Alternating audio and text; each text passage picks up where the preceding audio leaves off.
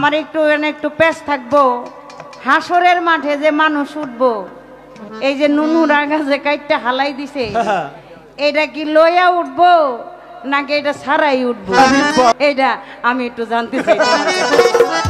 পাগলা মানে এটা জানতে হইলে আমাকে ময়রা হাসরের মাঠে উঠা ঘুরে একবার দেখাইতে। আমি যদি জানতাম পাগলারে কে আর কইতাম পাগলা হাক্কা লড়া দিস না।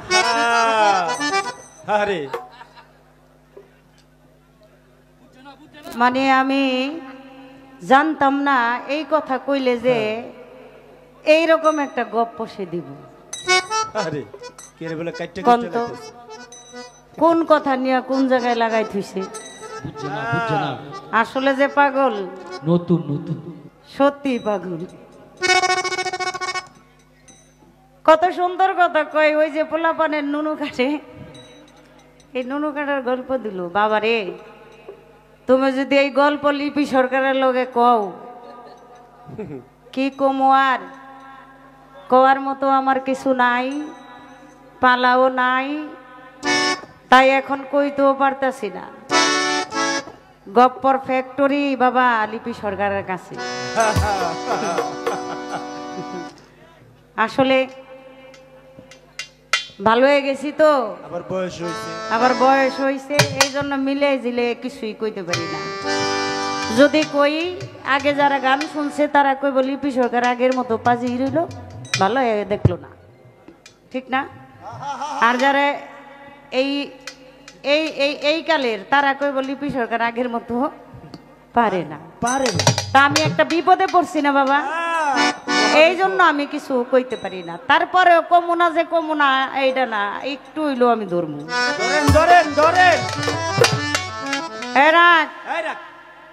আল্লাহ পাক এই মানুষ সৃষ্টি করেছেন পরিপূর্ণভাবে, কি বাবা তাই না?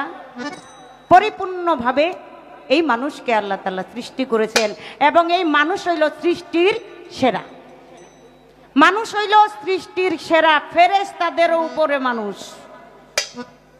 আমার আল্লাহ বলছে, আচ্ছা বাবা, এই যে এই নুনুর আগাটা যে কাটে, কাইটটা যে চামড়াটা ফালায় দিল, তাই দেহের থেকে একটা অংশ কমে গেল না?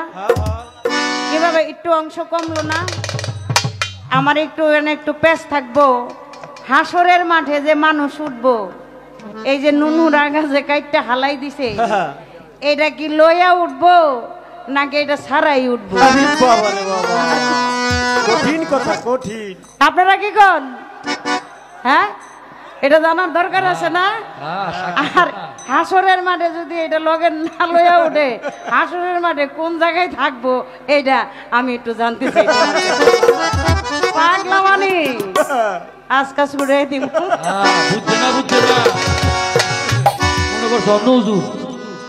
হ্যাঁ, চিন্তা করেন কেমন গপ্প দেয়, যে গপ্প গাই দিলে নিজেরটা নিজেই ধরা খাইবো। আল্লাহ কইও ডক মতো। একটু আগে তো দেখলাম আমার মায়ের লাইভে এই ভিডিও কলে গান শুনতেছে, মনে হয় শিখাই দিছে, হেডে উঠটা কইছে আর কি। অনেক তো নাই, দেখমু তোমার এটা কে শিখাইয়া দেয়। আসলে হলো এই বাউল গানটাই হইল রঙ্গরস, সমস্ত কিছু দিয়ে হইল বাউল গান। এই হলো বিষয়। এই জন্য আমি একটু মজা করে কইছিলাম পাগলের কথা। এই পাগলের কথা কইয়া মানে ওই যে কয় না পানি সিডা দিয়া শরীর গুতা খায়, আমি ওই পানি সিডাই দিছিলাম আর কি। এখন দেখি বাবা রে বাবা, দুনিয়াটা লইয়া উঠছে। হ্যাঁ, প্রেম করে পোলা মাইয়ার লগে, প্রেম করে মা বাবার লগে। হ্যাঁ, এই মার পাগল, বাবার পাগল, গোষ্ঠী সুবদা পাগল, তারপরে বলেছে পাগল আমি আমার জালাল ঈশার পাগল, যার যার মুর্শিদের পাগল ভক্তরা, এবং সবাই হইল আমরা আল্লাহর পাগল, সবাই আমরা নবীর পাগল। প্রেম না থাকলে কখনো পাগল হওয়া যায় না। ধর একটা গান গাই।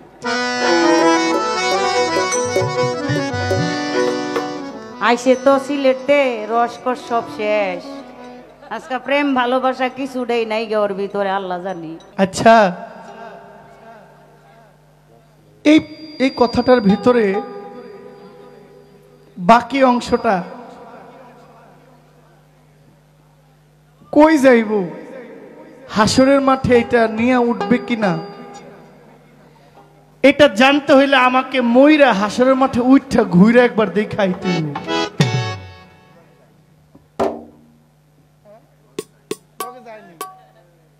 লগে থাকেনি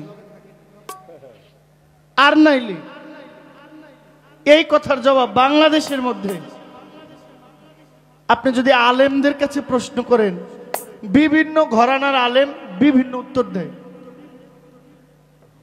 ঠিক নেই? আপনি এক ঘরানার আলেমদের কাছে এক জবাব পাইবেন, আরেক ঘরানার আলেমদের কাছে আরেক জবাব পাইবেন। প্রশ্ন একটাই, কিন্তু উত্তর পরিবর্তন হয়ে যাবো। তাইলে মেন সত্যটা আপনি কই পাইবেন? কারণ এখনো তো হাসরের মাঠ হয় না। এখন একজন পুরুষের এই দেহের মধ্যে, একটু মনোযোগ দিয়ে শুনবেন, 2 মিনিট লাগবে, অনেক জিনিস আছে যেগুলো পরিত্যক্ত, মানুষের দেহের অংশ কিন্তু পরিত্যক্ত। এটা কি? যেমন নখ বড় হয়ে গেলে এটা পরিত্যক্ত, ঠিক না? এই নখটা কাইটা কি করতে হয়? ফেলে দিতে হয়।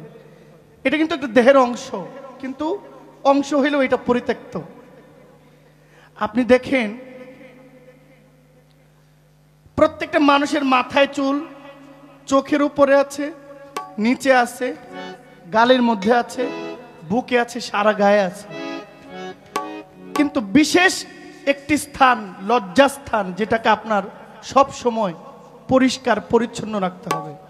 যদিও কথাটা আমার এইভাবে বলাটা, কিন্তু আমার কথাটা আমি যেন সাবলীল ভাষায় বুঝাইতে পারি। দাড়ি, মুসলমান দাড়ি কাটা হারাম বা দাড়ি কাটা নাজায়েজ, ও সুন্দর। একজন মুসলিমের দাড়ি থাকবে, এটাই স্বাভাবিক, এটাই সৌন্দর্য।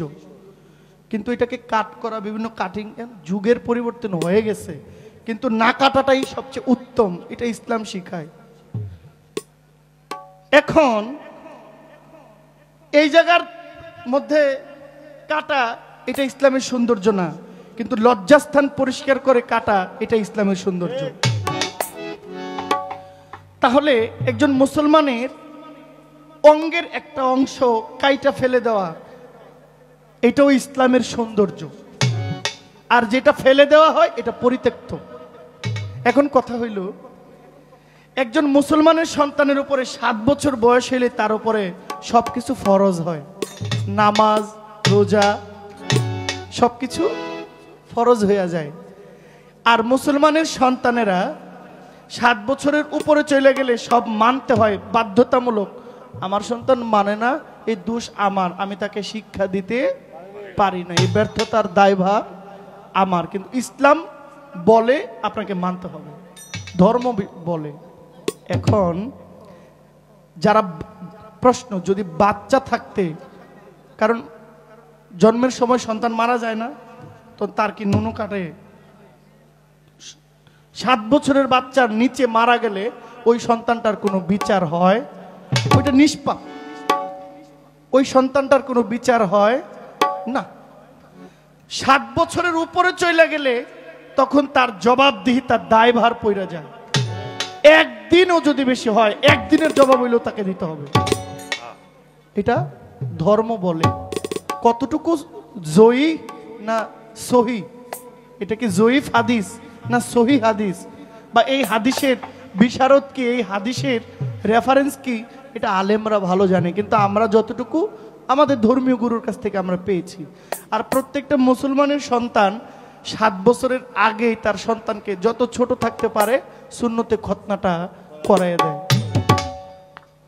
এখন হাসরের মাঠে এটা কি নিয়ে উঠবে? অবশ্যই না। এটাই ইসলামের সৌন্দর্য। যেটা কাইটা ফেলে দেয় এটা পরিত্যক্ত।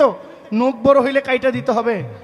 গায়ের কিছু অংশের অনেক জায়গা আছে যেগুলো আপনাকে পরিষ্কার করে কাইটা ফেলে দিয়া, আপনাকে, একজন মানুষ মারা গেছে, তার অঙ্গের অনেক জায়গা অপরিষ্কার, যখন একজন দায়ী গোসল দেয় তখন এই প্রত্যেকটা জায়গা তাকে পরিষ্কার করে তাকে শোয়াই দিতে হয়।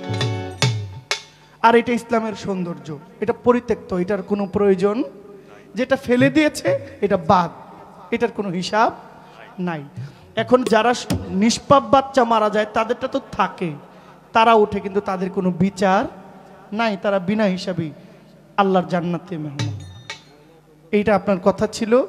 এরপরেও যদি আরো কিছু থাকে তাহলে আপনার বাবার জিগায়েন, উনি যেহেতু চলে গেছে, আপনার বাবার অবস্থান কি হালে আছে এটা আপনার বাবার একটু জিজ্ঞেস করতে হইব, একটু ঘুরে আসতে হইব, এরপরে না কমু বাকিটা।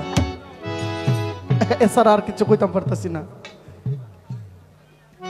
আপনার যে কি চিজ, হ্যাঁ হ্যাঁ টের পাইলাইছি।